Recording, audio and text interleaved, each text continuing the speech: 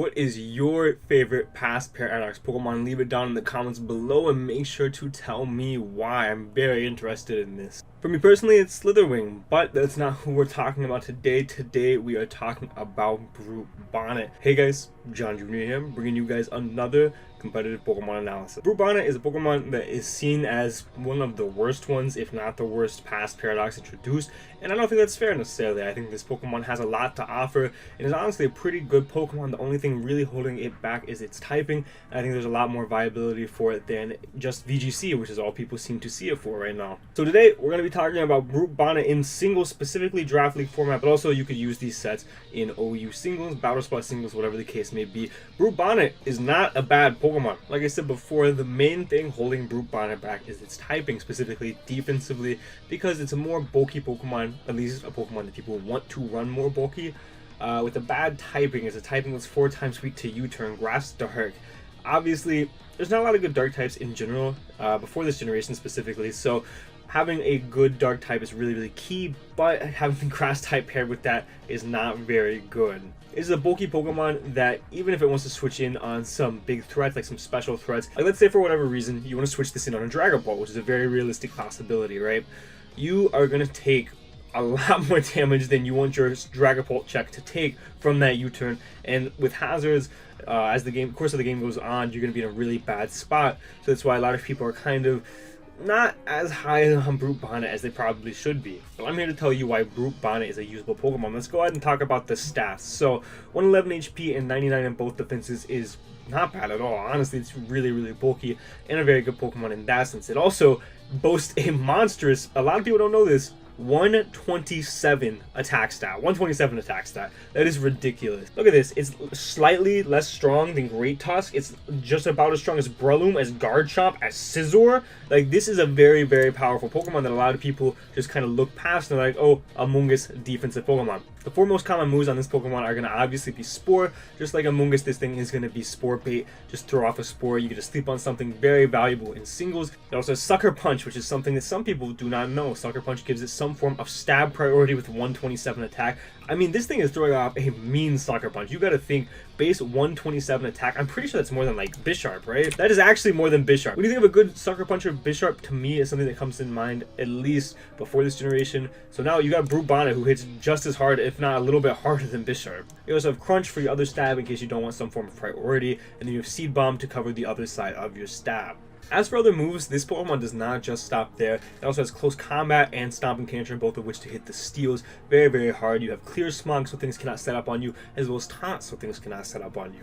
The last 4 moves that I do want to go over, it gets Synthesis, which is going to obviously be good, reliable recovery for this Pokemon. We have Leaf Storm, which it doesn't have the worst special attack in the world. It has 79 special attack.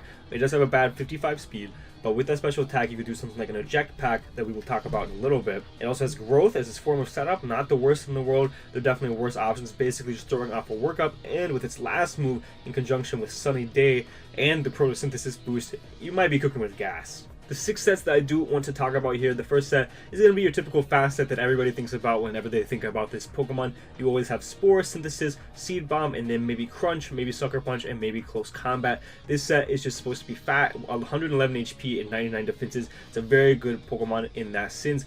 Obviously, fantastic ground resist. You do have to watch out for the U-turns, but other than that, you know, you just have a really fat Grass type. The next one I want to talk about is actually a Trick Room Breaker. This thing is slow enough to where it underspeeds most things in Trick Room with 55 base speed. You just slap a Life Orb on it, you have 4 coverage moves. Threw on Sucker Punch just because in case you're outside of Trick Room, you need to get Sucker Punch off on something, you're set, you're ready to go. But under Trick Room, this thing with max attack Adamant can send some stuff packing, some unsuspecting steel types you can hit with Close Combat, and then obviously your dual stab is going to hit a lot of the metagame actually. The next set is very similar, but in a different sense, the idea of this one is not specifically for Trick Room. This one is just all out attacking Brute Bonnet because a lot of people are going to be caught off guard by this. We are choice banded with Crunch, Sucker Punch, Seed Bomb, and Close Combat. Again, you can put Stomping Tantrum in place of Close Combat and be just fine. Close Combat is obviously stronger. Stomping Tantrum can hit some other steals. Next up, we do have Stall Breaker, Brute Bonnet. Just taunt, Spore, Close Combat, Seed Bomb. You can replace Close Combat with Sucker, with Crunch, Stomping. You guys know the deal. This thing gets so many workable offensive moves, but those offensive moves do hit very hard. And in this case, you can taunt something so it can't maybe Thunder Wave, it can't set up an agility, it can't set up in your face. You can Spore it so you can put it to sleep, maybe Spore then taunt. You could also put Clear Smog on here to maybe Spore into Clear Smog, and you'll be set there. Second to last set here, I've alluded to it a little bit earlier, but it's going to be a Leaf Storm Eject Pack set. We are Spore, so you can Spore something, make it fall asleep, and on the first turn that it sleeps, you can Leaf Storm. That way you get some form of momentum. If they want to switch out, you get momentum in that sense, or if they want to stay in, you get a little bit of damage as well as a switch initiative there.